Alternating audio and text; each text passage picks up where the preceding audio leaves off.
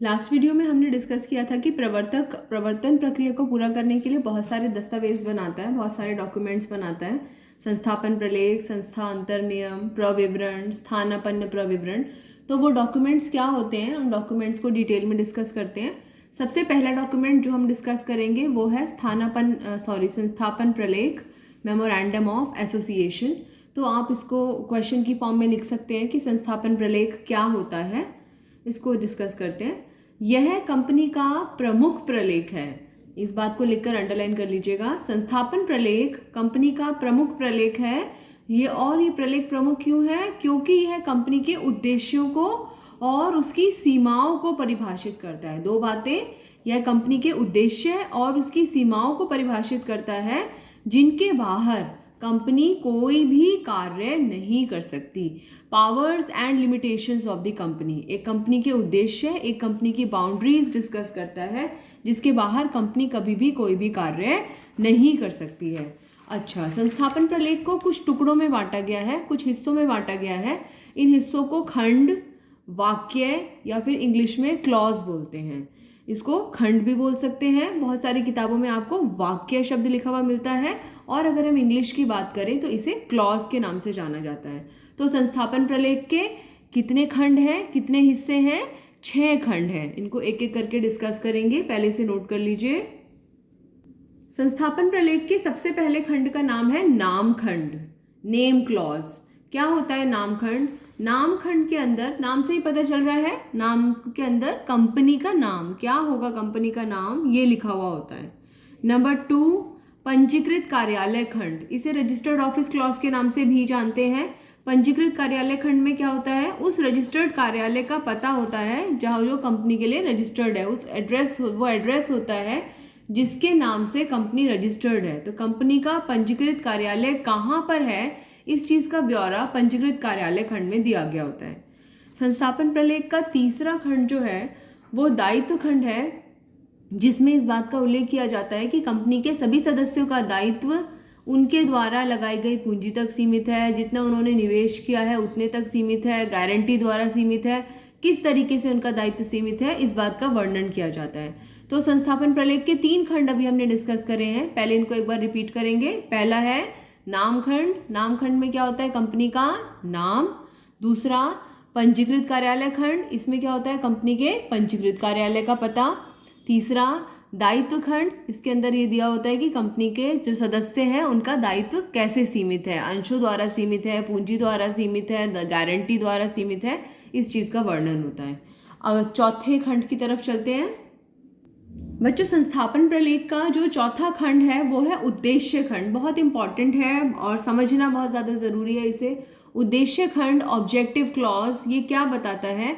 देखिए, उद्देश्य खंड में संगठन के उद्देश्यों का वर्णन किया गया होता है। अब हमें समझना है उद्देश्य 2 तरह के हो सकते हैं।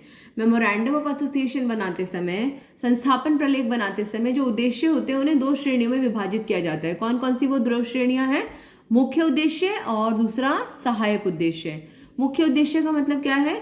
वे उद्देश्य जिनके लिए कंपनी का निर्माण हुआ है, जो मुख्य उद्देश्य है। जैसे मैंने यहाँ पर हीरो का एग्जांपल लिया हुआ है, तो हीरो का मुख्य उद्देश्य मोटरसाइकिल बनाना है सपोज, तो मोटरसाइकिल बनाकर उसे बेचकर प्रॉफिट कमाना, ये उनका मुख्य उद्देश्य है। अब इस मुख्य उद्देश्य को प्राप्त करने के लिए, मोटरसाइकिल बनाकर बेचने के लिए, हो सकता है उन्हें कुछ टायर्स का निर्माण करना पड़ रहा हो, या फिर हो सकता है कि उन्हें कुछ पेंच बनाने पड़ रहे हों, कुछ स्क्रूज बनाने पड़ रहे हों। तो मुख्य उद्देश्य को पूरा करने के लिए जिन उद्देश्यों की जरूरत होती है उन्हें सहायक उद्देश्य कहते हैं। तो सहायक उद्देश्य मतलब मुख्य उद्देश्य को पूरा करने के लिए जो उद्देश्य चाहिए वे उद्देश्य सहायक उद्देश्य। हमेशा हमें याद रखना है कि एक कंपनी हमेशा अपने मुख्य उद्देश्य पर ही फोकस करती है, ठीक है। Company always focuses on the main objective, और ऐसा नहीं होगा कि हीरो होंडा जो है वो मोटरसाइकिल बनानी बंद कर देगी और टायर बनाना शुरू कर देगी, ऐसा कभी नहीं कर सकती है। उस मोटरसाइकिल को बनाने के लिए जो टायर चाहिए उनका निर्माण वो सहायक उद्देश्यों के रूप में कर सकते हैं। टेक्निकली अगर हम कहें तो कभी भी सहायक उद्देश्य जो है वो मुख्य उद्देश्य नहीं बन सकते हैं। जिस दिन ऐसा होगा उस दिन कंपनी को बंद करना पड़ेगा।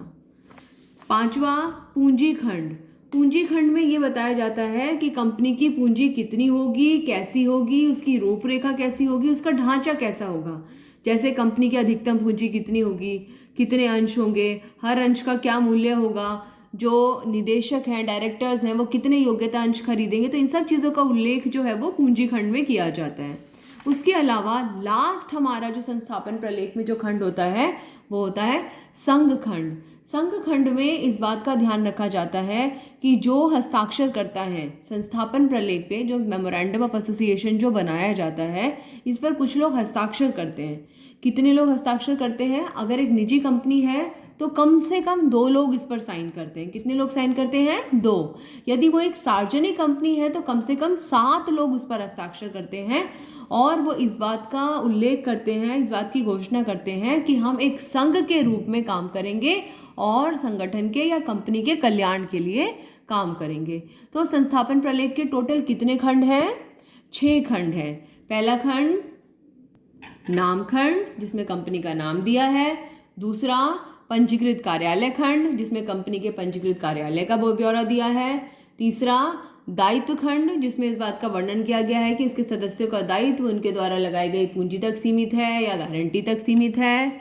चौथा उद्देश्य खंड, और इसमें हमें इस बात का ध्यान रखना है कि उद्देश्यों को कितने हिस्सों में बांटा जाता है? 2 हिस्सों में। कौन से? मुख्य उद्देश्य और सहायक उद्देश्य। और कभी भी सहायक उद्देश्य जो है वो मुख्य उद्देश्य नहीं बन सकते हैं। और पूंजी खंड, कंपनी की अधिकतम पूंजी कितनी होगी, कितने अंश होंगे, उनका क्या मूल्य होगा आदि इस तरह की बातों का वर्णन होता है। और संखंड में उन लोगों के हस्ताक्षर, उन लोगों की घोषणा जो इस बात की जिम्मेदारी लेते हैं कि वो कंपनी को सुचारू रूप से चलाएंगे। निजी कंपनी के केस में कितने लोगों के हस्ताक्षर की जरूरत होती है? कम से कम 2, और सार्वजनिक कंपनी में कम से कम 7। आप देख रहे होंगे 2 और 7 क्या है? ये मिनिमम नंबर ऑफ मेंबर्स हैं, सदस्यों की संख्या। अब संस्थापन प्रलेख की कुछ छोटी छोटी विशेषताएं हैं जिनके बारे में हम डिस्कस करेंगे। नेक्स्ट पेज पे उसे नोट कीजिएगा। हेडिंग डाल सकते हैं संस्थापन प्रलेख की विशेषताएं, मेमोरेंडम ऑफ एसोसिएशन की विशेषताएं। पहली विशेषता, यह कंपनी का प्रमुख प्रलेख है। This is the main document of the company. दूसरा, हर कंपनी के लिए संस्थापन प्रलेख बनाना अनिवार्य है। It is compulsory for every company to make a memorandum of association. तीसरा, यह कंपनी की शक्तियों और सीमाओं को दर्शाता है। Powers and limitations. पावर्स, वो क्या क्या कर सकती है। सीमाएं, वो क्या क्या नहीं कर सकती है। कंपनी संस्थापन प्रलेख की सीमाओं के बाहर कोई भी काम नहीं कर सकती। अगर वो कंपनी उसकी सीमाओं के बाहर कोई काम करती है तो उसे अवैध घोषित किया जाता है। और लास्ट, संस्थापन प्रलेख में परिवर्तन करना मुश्किल होता है, लेकिन इतना ज़्यादा मुश्किल होता है कि हम इस परिवर्तन को लगभग असंभव जानते हैं। जैसे हमने कहा था पूंजी खंड में कंपनी की अधिकतम पूंजी हमने अगर 1 करोड़ रुपए डिसाइड कर ली है तो कंपनी अपनी मर्जी से उस 1 करोड़ को 1.25 करोड़ या 1 करोड़ 10 लाख नहीं बना सकती। यानी कि आप सोच समझ के संस्थापन प्रलेख में उन बातों को लिखें, क्योंकि एक बार जो बात संस्थापन प्रलेख में लिख ली गई है उसे बाद में परिवर्तन करना लगभग असंभव है। अगली वीडियो में हम संस्था अंतर्नियम के बारे में डिस्कस करेंगे।